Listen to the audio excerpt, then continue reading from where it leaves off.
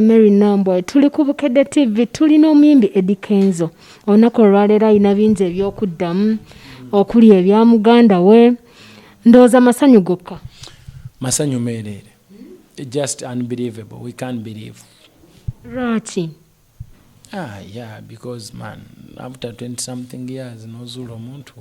nali manyi yafa oba nali manyi ali kuki nali manyi takyaliyo naye mukama wa buyinza naye Kenzo abantu baga oli musajja mumanyifu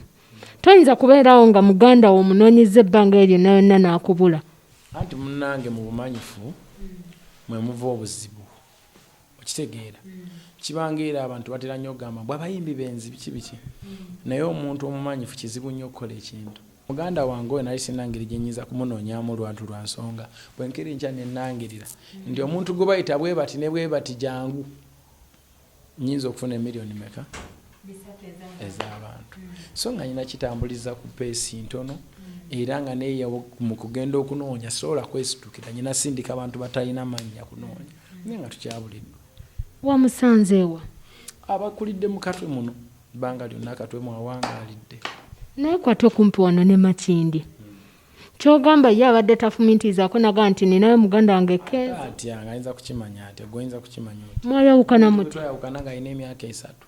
mwayawukana muti 3 kitundu tulina we twamukwasa nze kennyini ze namukwata nembako omuntu gwe muwa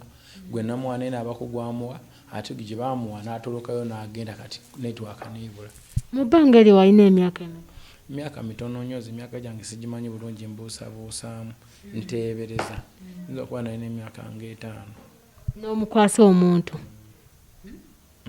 kakati omuntu oyo n'amutwala wa yamuliita Kampala ne batandikira awo ate n'avaayo naye n'atandika life ye kati we wamufunye ki kyemuzzaako bingi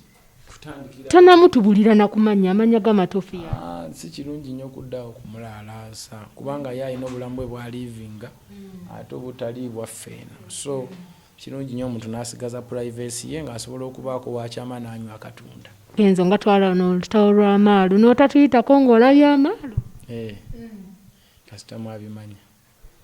wawulira otya ng'otuuse ku amaalu nawulira bulungi that's my blood yeah